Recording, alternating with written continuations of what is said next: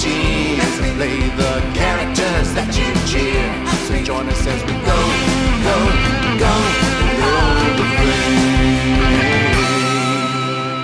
frame. Welcome to Below the Frame. I am Matt Vogel, and today we're going to continue discussing Directing Muppets with directors Ken Diego and Matt Sohn.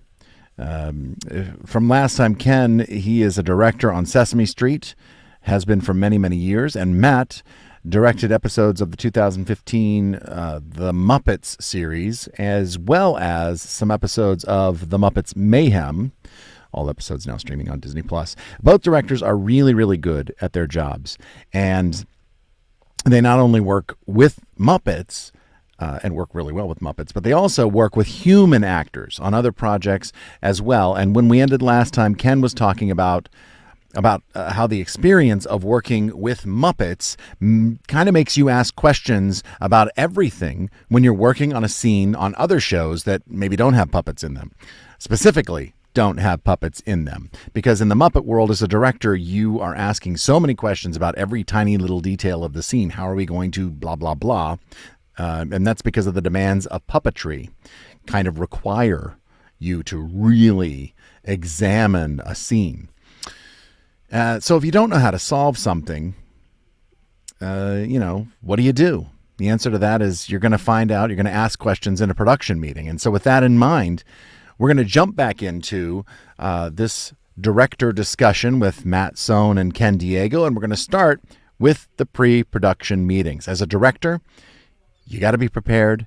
You have to know the scene. You have to know the show. It helps to know the characters, everything. You have to know everything about what you're going to be directing. And if you don't know how to solve something, for example, Matt, Dr. Teeth in a hot tub, if you don't know how to solve it, then you at least need to know how to ask the questions to get you the right, to get the answers, right? And so I've been in hundreds of meetings, production meetings for Sesame Street. And by this point, I feel that I do know the right questions to ask, and even a lot of the answers by this point, like the how are we going to do this kind of questions, with the answers that, we'll do it like this. But I've not been in a production meeting for a show like Muppets Mayhem. So Matt, what is the process in a production meeting like that in asking and answering questions like, how do we put Dr. Teeth in a hot tub? Yeah. So, you production meeting as a whole, you are breaking down the script and starting the conversations on just a normal show. Mm-hmm. When you're dealing with the Muppets, with puppets, it's again a whole nother level, because this is where, again, that 3D directing really comes in, because you're adding a whole other element to it. And it is just breaking down those particular moments of, okay, we have Dr. Teeth in a hot tub. How do we do it? Okay, we're hiking in the woods with a whole lot of Muppets. How do we do it? I think on the earlier Muppet show, which was just called The Muppets, right? It was just called The Muppets, yeah. Okay. It's confusing because the 2011 film also called The Muppets. The Muppets. Yeah, yeah. But like on that show, we had a scene where Kermit goes to a yoga retreat. I knew you were going to bring that up. And the scene is scripted that he picks up a blueberry, puts it in his mouth, ultimately spits it out, picks it back up. It's got dirt on it. He washes it off in his water, and the instructor is explaining to them how they're eating mindfully, and then now eat the blueberry. So he eats the blueberry. Now drink your water. And we see the water has all the dirt that he washed off. And it's like, okay, this is pretty simple when you're working with humans. Yeah. It's all right there. But when you're working with puppets, it's a whole nother level of, okay, what's the simplest? And you come up with different scenarios of, okay, do we do a magnet as the blueberry that the performer can just touch and he can hold, and we laid things out. And ultimately, I believe we had you guys in I don't remember now, but I think we there had you was guys probably in some blue. blue. Yeah. I think we had you in blue, and we had, you know, 3 or 4 different people. You Hmm. know, it was also, I remembered in the Mayhem, Animal does his TikTok dance. Yeah. Again, was in one of those scenarios again where you have multiple performers that are, you have one that's doing the feet, one that's doing the hands, one that's, Hmm. dancing. And it's just truly breaking down and figuring out what's going to be the simplest, but also what's going to be the best to sell what's happening. Yeah. And it just takes it to a whole other level. And, luckily you're surrounded by people who are professionals and have done so many different versions. And everybody's like, oh, yeah, we did something like this on this movie or Hmm. on this show or something. And we could try, and we would again. But to hit it early so you can figure out what the best scenario is going to be was always the best. And just the communication with as many different departments so everybody knows, what arms are we going to need? What, Yeah. but there's just, again, it's just so many moving parts and just attempting to stay on top of it. Yeah. But they And always seem to work out and it always comes out great and sells better than, we had imagined. yeah. And you may not even anticipate, like, it may change. You may have come into it with a completely different idea, or we may have said that's going to work with the magnet, but he's going to do it this way. And then, Well, and that was because that was my pitch originally was a magnet. I was like, Mhm. okay, yeah, magnet. And then when we looked at it, it was like, oh, no, but we can't do all of these things. And then it has to have dirt on it that comes up and it just became this. It ultimately, it was a horrible idea to do the magnet. It was much Although easier. we had used lots of magnets on that show, and That's they were true. like Kermit picking up a banana was amazing, and That's true. there are a lot of really cool magnet uh Gags. Yeah. magnet gags, yeah, gagnets Yeah. that we used. Magnets. Gagnets, yeah. My Sesame analogy for this is, you want a puppet to fly? Oh, no problem. Just launch yourself out of the frame. We'll set up a new shot. We'll use the stunt double and throw the puppet through the frame. Done. We're done. So this rotted puppet has to pick up a pencil and write on a piece of paper, and we need to see what the puppet is writing. Yeah. So You have to see the letters being we actually formed see with the the letters rod being puppet. written. Yeah, sometimes it's difficult. Yeah. The process on a show like a Sesame, let's say the process day to day, what is like a and they might be similar, the two shows. But let's say, we do have like 14 pages to shoot on a day on Sesame. We don't have quite that many to shoot on a day, for example, on Mayhem. But the process might be a little bit similar. So Ken, what when it's 9 a.m. or whatever time it is, or when you arrive at 8 in the morning, 7:30. what's your process? 7:30. What's your process that day before the first shot? I'm actually going to back up to the production meeting, which Please. happens about 3 weeks before. Directing an episode, when you're going to go into that meeting, and it's a big meeting. Everyone's there. It's a combined meeting of planning and passing out instructions to all the departments. Yet you go into the meeting with about 50% questions and 50% answers. So and after all these years, you still, again, problems can be solved in so many different ways.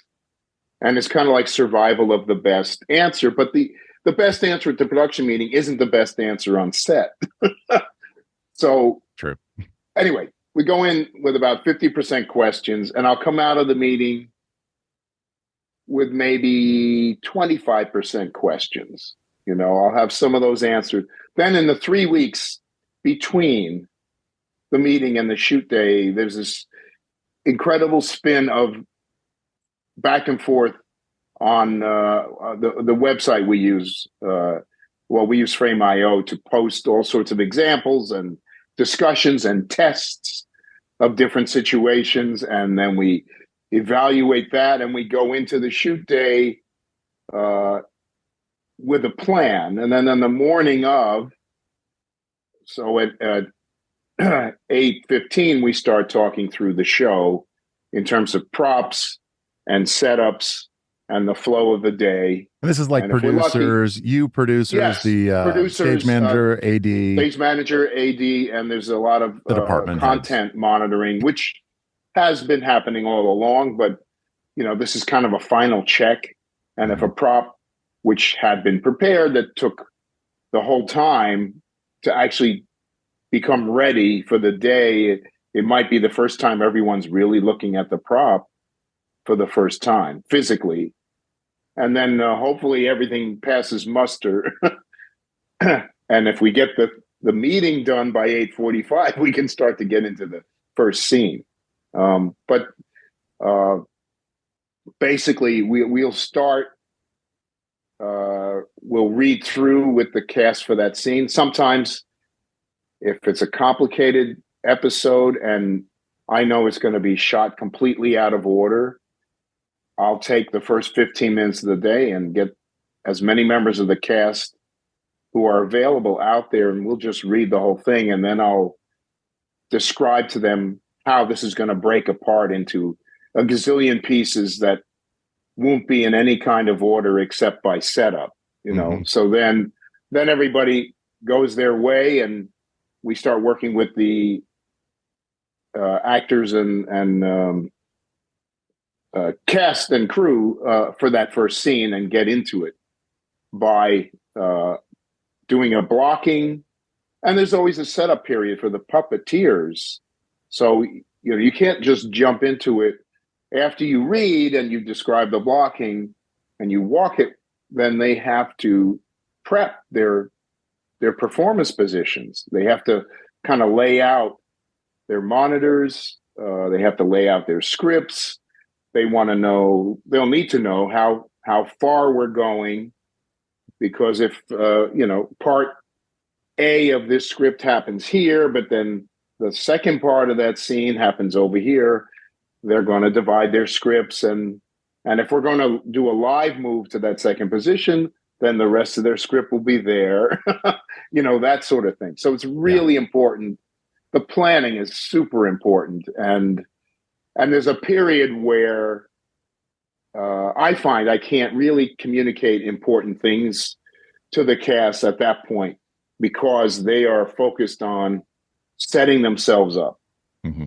So I've in the past learned, don't deliver any juicy nuggets in that period, right, because it's going to go, Yes.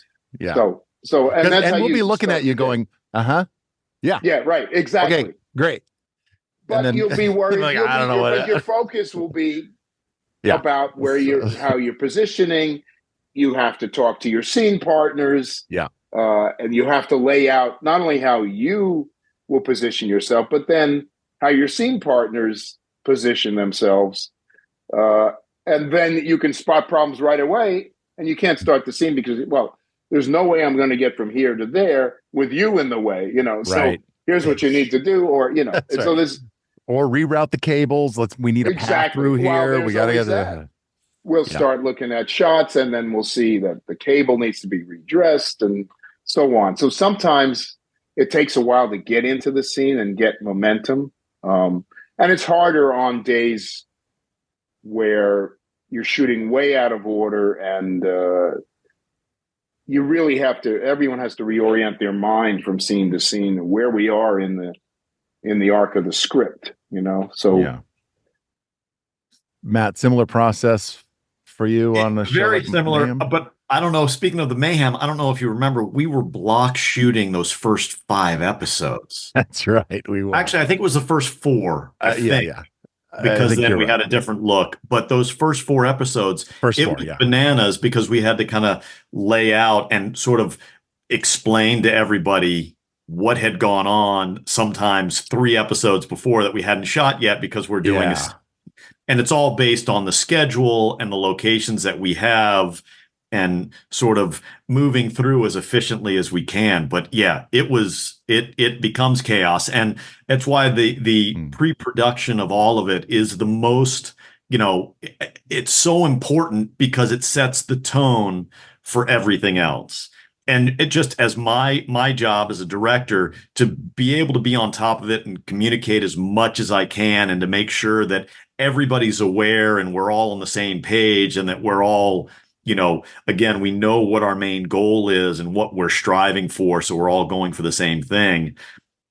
But it is interesting because again, in that situation, like Ken said, you can only give the performer so much information because, in one day we were sometimes doing scenes from 3 different episodes.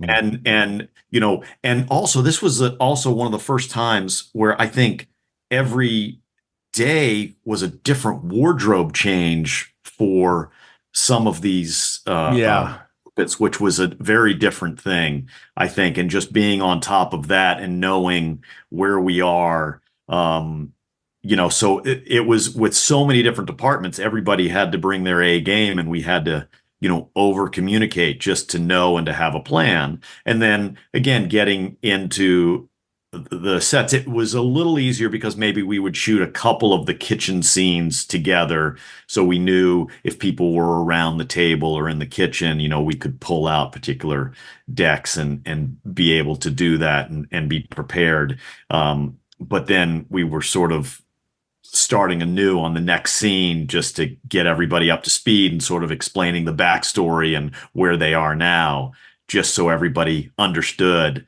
it becomes a lot and there's a lot of moving parts. But again, that's part of the fun of all of it is the challenge and, that everybody's heads are spinning, but we're marching forward and getting it done. Yeah. Do you like the block shooting method, Matt? It is not my favorite, but sometimes when you have no choice, you just have to lean into it and make the best of the situation. Right. I mean, of course, it would be great to shoot things in script order even. And it helps with the characters to understand their arcs and what's happening. And they'd know, oh, yeah, this just happened and we're coming right into this scene. I understand it and it flows. But it's so rare on other shows as well that you ever get that lucky to be able to do that. So again, it's all based on schedule and timing and actor availability and location availability. And, sometimes it's equipment. Sometimes it's supposed to rain on Monday and Tuesday. So we have to push those exterior days anyway. This takes place at day and this one takes place at night, but it's in the same location. We have to wait a couple of hours for it to get dark. Exactly. Or you have something like that happen. And it is part of the fun is being able to kind of roll with it and figure out on the fly how to make things work and what the best plan is and what the best scenario is. Yeah. Here was like when you were talking about all the stuff with pre-production and then talking about your day-to-day, this popped into my head, your script prep. So I know, being a director on Sesame Street, that you have to have your script prepared as if it is the instructions on what the edit is going to look like. Correct? Can you talk just a little bit about what you've done in your scripts? Yeah. So, and then I'm coming to you, Matt, because I have a question about that, how it's different. Well, I pre-visualize how I would like to tell the story, and all the way through. I pre-visualize the blocking and then the framing. I probably start with the framing, what I see on screen in my mind, and then back up from there as to how can the blocking flow. So I kind of backtrack on the blocking. I start with what I think it should look like as a final product, and then how do we get there? I keep backing up. How do we get there? What happens before that? What happens before that? What happens before that? That's kind of do it. And then my script is filled with all sorts of notes, and then I start marking in. I start with framing, and I back up to blocking, and then I start to start to subdivide the scenes, because where this blocking will only get me this far, and then I'll draw a line, say, okay, we're going to have to break there, and then I back up some more. So I kind of go through that process. I take at least 8 to 10 hours of quiet time before I can go to a meeting. Once I'm given a script, and I a lot of times I like to read it through without pre-visualizing anything and see how it feels, and then I like to read it early. As soon as I get the script, I like to read it early so my mind's working, and maybe 3 or 4 days later, I'll actually start to mark a script, because all these images will by then have cooked up in my head. And then I'll do a second pass of my script to fill in details, enough important details that I can ask questions or raise issues at the meeting. And if there's production situations that I'll have a notion of how they're going to be solved, and I might have 2 different ways to do it in my head, knowing that probably 2 or 3 more might come out at the meeting, and they might be better than what I'm thinking of. And then, we'll move ahead on those. I always feel like it's survival of the best idea, Yeah. So that's kind of, I get really nutty with my marking, though. I really start They're going very deep. color coordinated. Yes. You've got, your props are a certain color. Your Yes. wardrobe things. There are just Wardrobe. questions might be another thing. But then you also Right. have the camera cuts, that's I kind have of the camera important cuts. in a live camera switching Right. situation. So Yes. and you might have like a regular camera cutting from, the wide shot to a close-up back to the wide. And then you might have something that's, you're going to do a special shot. This is going to be like the camera pushes in really close. I'll put a box around that. And then you'll know it's going to be an insert shot. Yeah. Right. And then sometimes in a scene, we might need to do more than one pass, have 3 cameras and shoot it one way, but I need a second pass. And we need to move those cameras and shoot the same scene over with 3 other angles. And sometimes I'll mark those in the opposite margin. I'll just say that's pass 2 will be, this camera will now get this framing and this camera will get that framing, so that in the edit room, all of this can be assembled together to really, tell the story. So, So Matt, how is it different in your world with a single camera? I mean, you have multiple cameras, but essentially it's a single camera shoot, right? How is it different? Well, I will say I feel like the 2015 Muppets, we cross shot a lot. Yes. But in the Muppets Mayhem, we shot directionally. So we'd shoot in one direction, get our coverage, then flip around and shoot in the other direction. So much like Ken, when I get my script, I have my own. I'm not great with the electronic stuff, so I need a hard copy of a script because I like writing notes on it, and I have my highlighter set up that I highlight things in different colors for props, and different colors for camera movements that I'm looking for, in different colors for wardrobe or hair stuff, just so it pops for me and I'm kind of aware of it. I don't know, Matt, if you would ever notice it during my prep. I spend an awful amount of time, a lot of time on set. And I would always just be hanging out because it helps me just visualize and have a plan. You guys would be shooting sometimes with other people, and I would just sort of be lurking in the backs, and I would just sort of be going over my script. And it's something that I just thought you were watching us because you loved us. You thought we were hilarious. Yes, that was the real reason. The underlying one. Oh, you were working. Yes. Okay. But it's great to truly understand a set and to see, you as a show continues, you see where, and this works both for the Muppets and for regular shows, where characters gravitate naturally as their characters.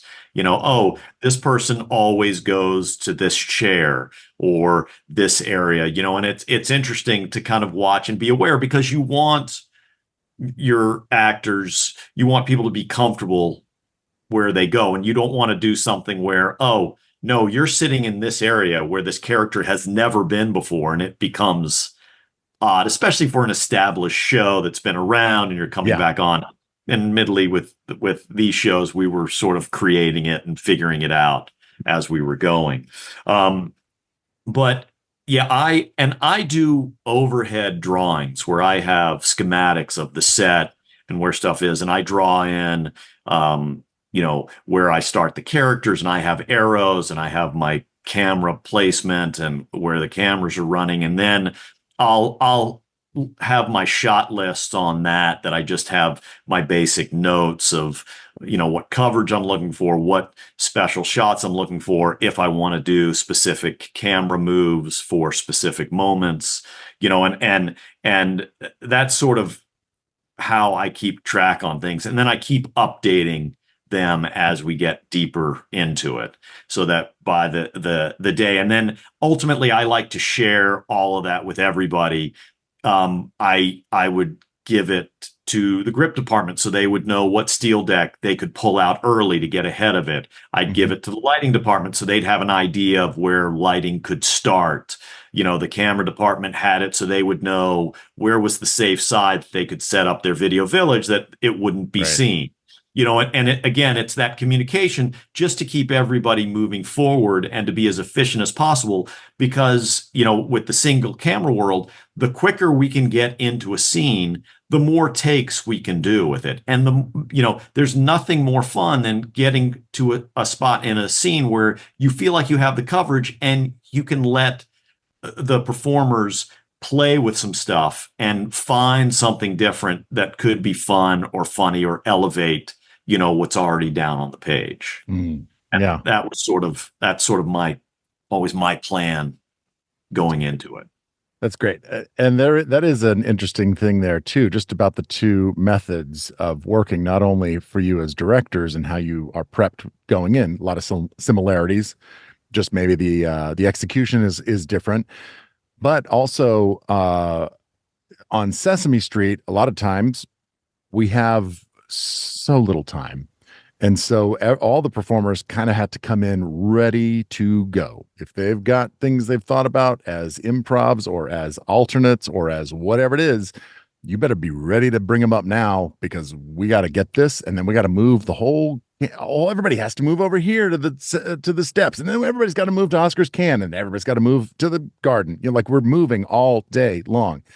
So it's very fast paced. And if you didn't get it on the first 2 or 3 takes, then it might be too late. And I would notice that, like on the Muppets and on Muppets Mayhem, a lot of times, I mean, it would happen where we'd be like, we gotta go. But there were times where we were able to plus things or really like dig into it and make it better with multiple takes, which, I, as an actor, love the ability and the, if there's time to do more than one take, it's always nice. Not always able to, just depending on how you're set up, right? But it's also fun, and there is always some magic to be found, to take that extra time, at least on the single camera side of things, when it works out. And then there's other times where it's like, sorry guys, we have to go. We're losing location. Yeah, that's true. Yes. And just knowing, as a director, knowing when to be able to go, all right, yes, I can give you one more. We have time for one more, and then we gotta go. And being able to have the confidence to trust the performers to know, or vice versa, having the performers trust you to know, okay, they've got it, we can move on. Before we go today, is there a favorite moment from a Muppet production that you can remember? Matt, I'll start with you. And if you don't have any, I do have something in my head that is like a favorite thing of mine. I'm interested. Well, they're on we did the song Can You Picture This? Can you picture that? Yeah. Mm-hmm. Can you picture that? Sorry. Yeah. Can you picture that? Where and Bill Beretta had this vision of what he wanted for the opening of that song, and it was this single shot. I'm trying to remember exactly what it is. I think it's like Janice and Animal are in the back of the van, and she's handing Animal the paint. Yeah. And it's all in one shot of movement, and then Teeth comes in starting to sing the song to grab some stuff. Floyd comes in, and it's this beautiful dance. It's funny because above the frame it is this ballet and looks so wonderful, and then below the frame there's such a level of chaos going on because we're in a practical location. We were in a cul-de-sac in a neighborhood, and everybody's on the ground and everybody's rolling and wheeling through and barely missing each other. And there was a ladder. I think there was a ladder that had to do something, or a ladder that was swinging through. Yeah. Zoot's coming in to take a picture at a particular time. Animal gets hit, I think, by the ladder and drops all the cans, which fly everywhere. I'm trying to. Yeah, it is complex. I remember that for sure. It was a definite dance, and it was so much fun just rehearsing it and trying to figure out to keep the camera move going. And when we got it, it was one of those moments where we all knew we had it, and it was great. Where everybody's like, "Yes, yeah, we got it." Yeah, yes, yeah. But I had. Go ahead.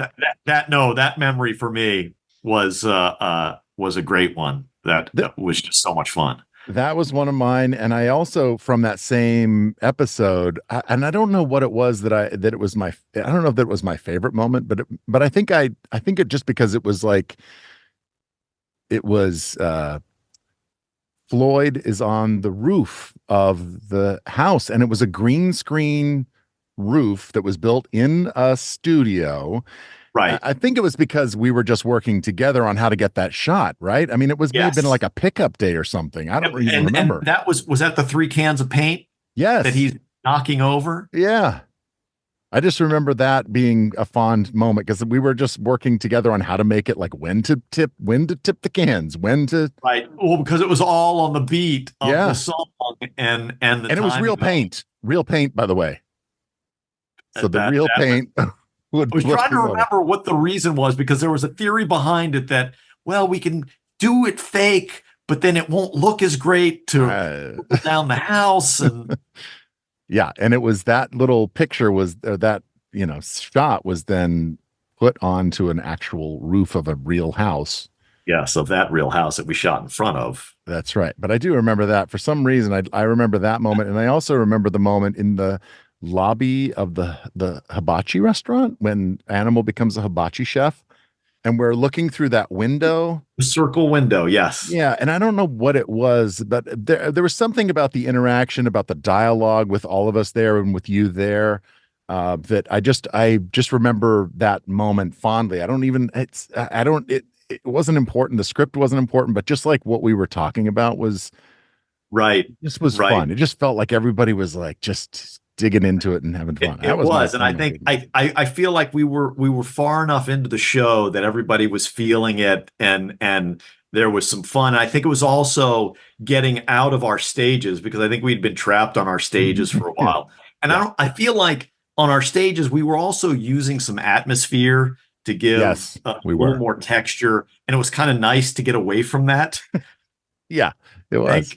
And it's always fun to go to real locations, with the team, and to see the Muppets in an actual location, and see Animal doing his thing behind it, and to see the thing. Yes, that whole episode I love too. That the which one is that? That's the Exile on Main Street. I think it's the third one. Yes. And at in that episode, Animal quits the band, gets a job, a bunch of different jobs that he's not good A at. bunch Well, of different he's jobs. and then he's really great at being a hibachi chef. And Floyd comes in and sings Bridge Over Troubled Water. Which was beautiful and great. It was fun. So much fun. Yeah. And because it ended up, you were singing solo to begin with. Yes. Which was great. And it was such a touching moment. And then I think Janice comes in with the guitar for it. And then the rest of the band chime in and sing chorus. And usually we sing to playback. And Bill, at one point, he goes, just sing it live once. And I was like, but how am I going to sing it? He goes, well, they'll just play the first note of it, and then you just go from there. I'm like, okay, I tried it. Now, I think that's the take. That's what Bill told me. That's the take you used. And that is the take we used. And so that's kind of cool. But yes, I think there was so much emotion in that, and it was such a sweet moment. And I feel like, was that where we had the flashback of Oh, I think it must have been. Yes, where he's right? in the little cage. Yes. Yeah, I think so. Yeah. Oh boy. Yeah, good times. Yes. Ken, awesome. a moment for you, like a favorite moment from. I mean, you've done so many things. You've done like so many Almost Worlds and Almost World specials and home videos and specials like. I mean, this will be maybe a bit difficult. You've worked on military families and social impact videos, and but is there anything that kind of stands out to you as like a big moment, a favorite memory? Well, I didn't direct this, but when you talk about kind of a synergy happening, this is a synergy of staging and videography and choreography and puppetry, and a whole bunch of different scenes have come up in my head, but I think I got it down to like 4, but I'll just pick one. Okay, all right. And I was the AD on this, but it was probably 15 to 20 years ago. Feist had the song 1, 2, 3, 4, and yes. Sesame did a version of that song, and the whole song was done really in 2 shots, and it was in the style of her video, right? And it's still up on YouTube. You're all welcome to see it. It's Feist 1, 2, 3, 4 on Sesame Street. She just took us through the set. The shot keeps moving. Puppets are appearing and disappearing throughout for appropriate lyrics. The camera goes from street level up to overhead. We had a jib, and he went up into the overhead, and the singing keeps coming, and the puppets appear in that shot and then disappear, and then shot comes down. She opens the 1, 2, 3 door. Puppets appear out of that. She comes down the steps.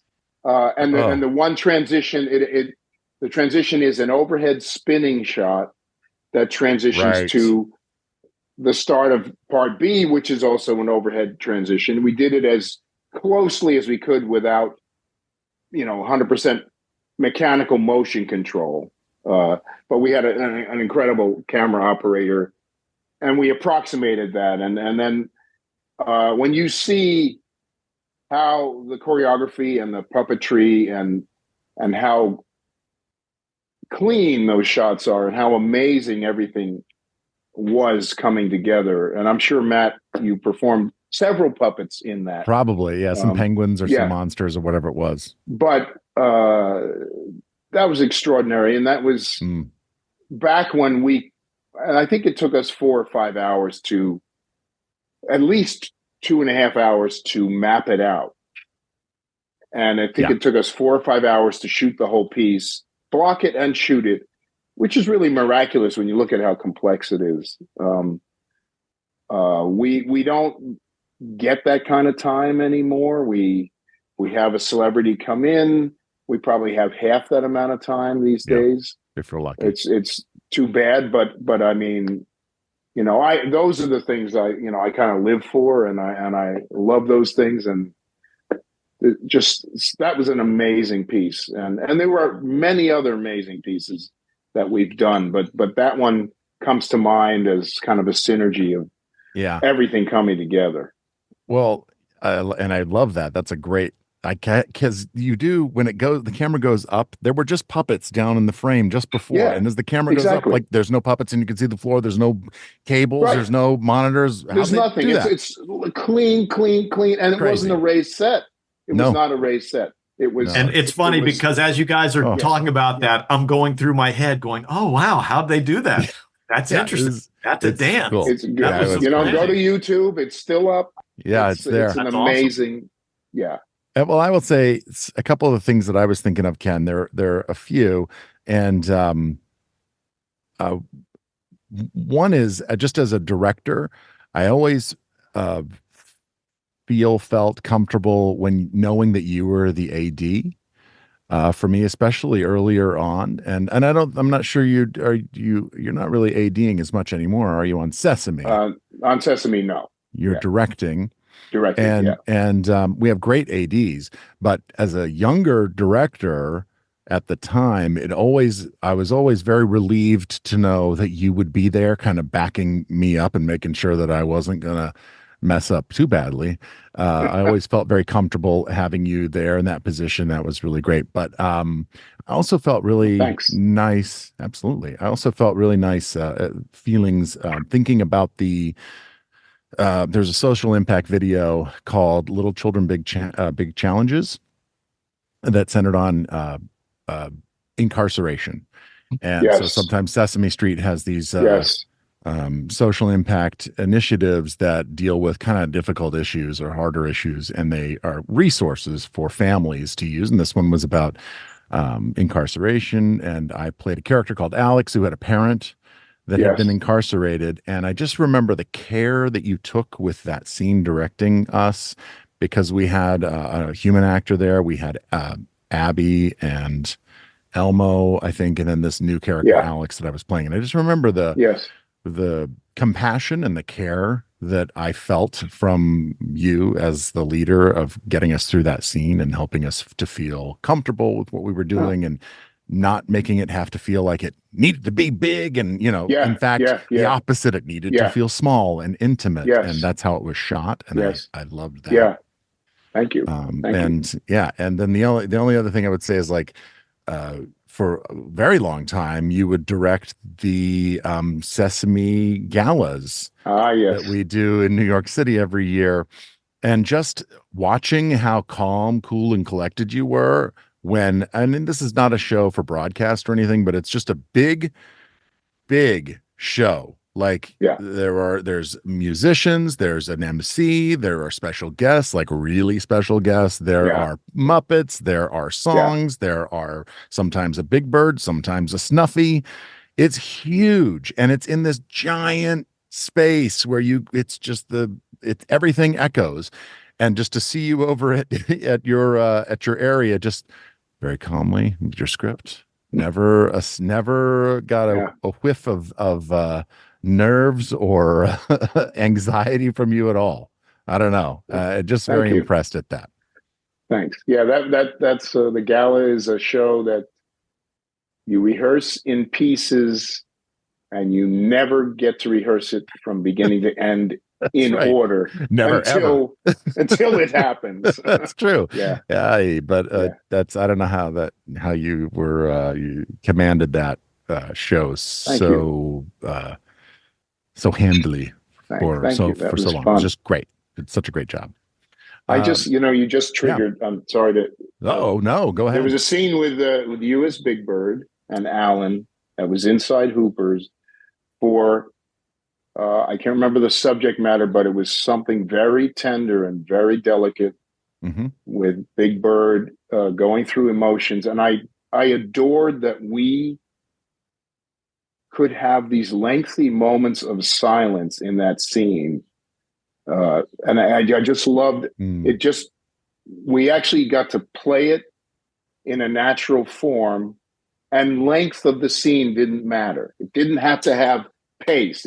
The pace that it had to have was Big Bird coming around, however long it took him to come around kind of have an evolution of feeling. That was such a rarity, and I really appreciated that between you and Alan. Just how you guys connected, that was very emotional for me, and I love that we just could let it breathe. Yeah, and if it took 5 minutes, that's what it took. Yeah, there was no time, no time limit on that particular piece. That's right. That was lovely. Yeah. Well, gentlemen, Ken, Matt, I really appreciate you. I'm going to take my time with this moment. I really appreciate you. I appreciate the collaboration that we have had over the years. I look forward to more collaborations with both of you. And thank you so much for being on my little podcast Below the Frame today. I appreciate it. A lot of fun. Big scene. Thank you. Below the Frame is a Welcome Matt production produced by me, Matt Vogel. The theme song was written by Stephanie DeBruzzo and myself and performed by my band, The Mighty Weaklings. Thanks to Dave Holtein at DaveHolteinDesign.com. He created our podcast art. You can follow me on Instagram at Welcome Matt V or search Matt Vogel. I post things every now and again, and it'll help you know when new episodes of this podcast, for example, are coming out. If you are sharing podcasts, please let somebody know about this one. And also, if you have a few seconds, just rate and review this one. I'm sure that pleases the podcast gods or something. You can find Below the Frame wherever you get your podcasts, and we are now a video podcast on YouTube, so you can see our faces if that's something that you want to do. Thanks everybody out there for listening. I am Matt Vogel, and we will see you next time when we go Below the Frame. Go.